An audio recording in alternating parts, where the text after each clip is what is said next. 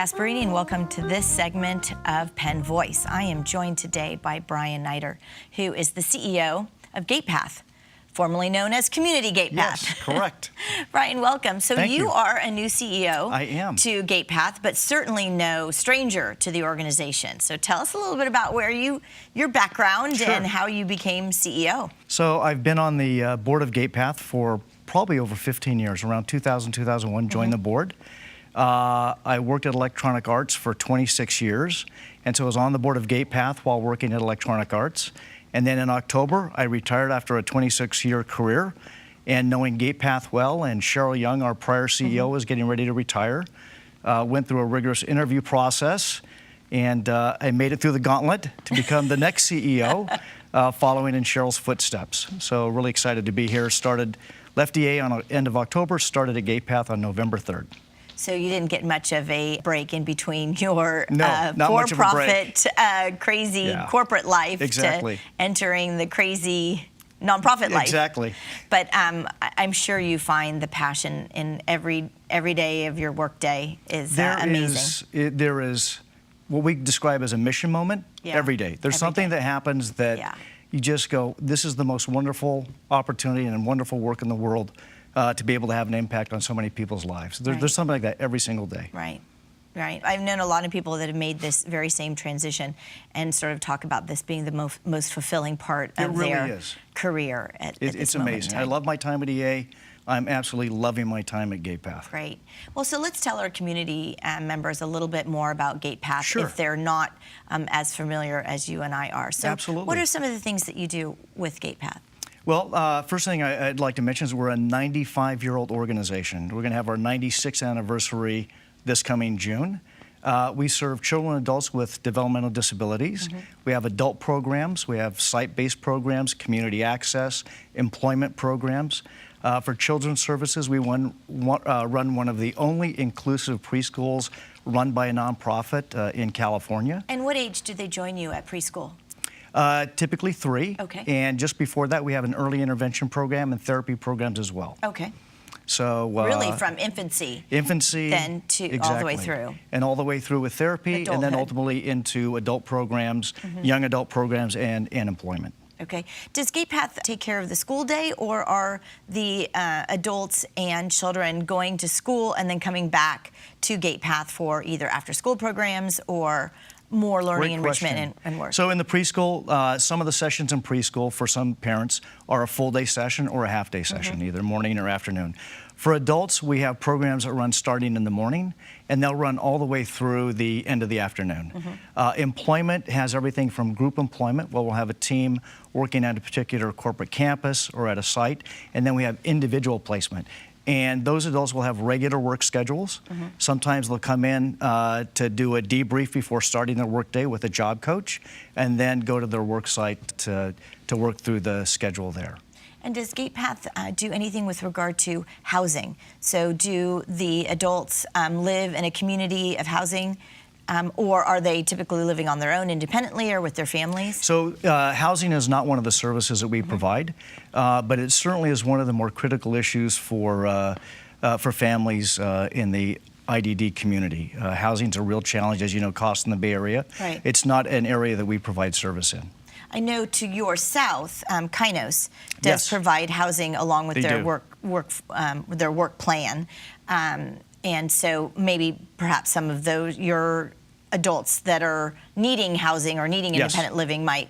Well, we work with so when we have a individual program for an adult, some of them will be in residential housing, and then we work with social workers and work with our therapists and job coaches and put together a program for everyone that's tailored to their needs. So let's talk about the opportunities. What I'm hearing more often than not is the idea of independence. Yes. And working on their own, getting to work, understanding how to hold a job, interview for a job, et cetera, et cetera. So tell us a little bit about what the opportunities bring for our developmentally disabled adults. It's one of the most rewarding things that we do is being able to help develop talent and skill, coaching adults into self-sufficiency and independence.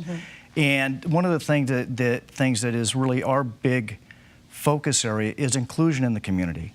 And our vision is, trying to create a world where everyone's included, respected, and valued, and really making that a reality. I think I was very spoiled that EA has been an employer of our adult program at Gatepath for probably close to 20 years. Oh, that's wonderful. And, seeing an inclusive work environment where it's just part of the fabric of the everyday work environment, you see the power of that for everyone involved, not just the participants that are employed there, but all employees at the campus.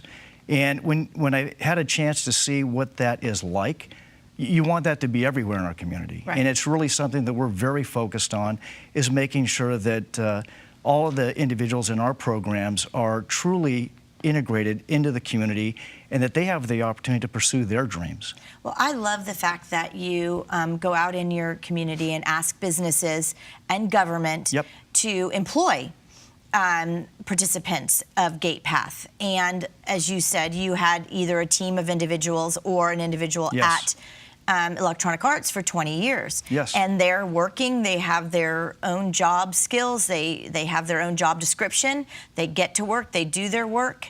And it's been a part of the Electronic Arts fabric forever and a day. Yes. When I was with the YMCA, we did the same thing. We had a team of folks that helped us in our childcare center, that helped us in our locker rooms, that helped us at the front desk. And then I know most municipalities also have people within their administrative systems doing data entry, doing all sorts of in their landscape program. Yes. So if there are any business out there watching, absolutely, give Gatepath a call, because employees that they would be absolutely proud to have on their team, dedicated staff, job coaches, ensuring that everything is at the highest level of quality with the participants we have. We have some great employers right here in San Mateo County. Right. I love the job coach, because they're the ones that are really ensuring that the worker, the employee, is living up to their skill set, is learning, is continually growing. To develop, develop, grow, and learn, and it's a great experience for everyone. Yeah. So tell us a little bit about the challenges that you're facing now. That's a great question. Most people don't realize, but in the state of California, we right now rank about 50th out of all 50 states in terms of funding for the developmentally disabled, those with developmental disabilities. We just had a recent tax pass that's putting some funding back into the system. But the challenge we have that's kind of unique here on the peninsula is the cost of living has gone up nearly 70% in the intervening 2 decades as the funding in the system has been reduced or held flat. And so we've got that crunch between funding to provide service and then that funding gap for providing the services is a challenge with housing costs, lease costs for nonprofits. So it isn't unique to us. This is really every nonprofit's kind of facing that crunch in the peninsula. With that said, those are financial challenges, but I think from a community standpoint, the opportunity is it feels like the time is right where people are willing to truly embrace that concept of inclusion and making sure that everyone has an opportunity to fulfill their dreams, whether it's via employment, community access. Many of our participants volunteer, as you know, at nonprofits, helping shelters, things like that. So I think we have a unique opportunity to really extend what it means to have an inclusive community here in San Mateo. So it sounds like you're needing volunteers. Yes. You're needing philanthropic support. You need people to give to your organization. You have some events. We've only got about a minute left. Sure. But you have some upcoming events and how people can get involved and how you raise money. Well, we have Silicon Valley Gives, which is going on for several years now. It was May 3rd, where all nonprofits, or most nonprofits in the Bay Area, we will have a website up for Silicon Valley Gives for people to be able to donate. We have an upcoming golf tournament. It's our 12th annual at Stanford University. Great. And that is on September 12th. We'll put all these dates at the end of the program, too. And then we have our big gala next spring. And that is our signature event. It's called The Power of Possibilities. And we showcase an Employee of the Year, an Employer of the Year, and a Volunteer of the Year, and key sponsors on supporting our mission for full inclusion in the community. Well, Bryan, thank you so much. My pleasure. We are now out of time, but we'll ensure that our viewers see all of those dates for those wonderful events so that our viewers can get involved and learn more about Gatepath and can attend your events and give back. Thank you for the again for joining us. My And we'll pleasure. see all of you next time on Penn Voice.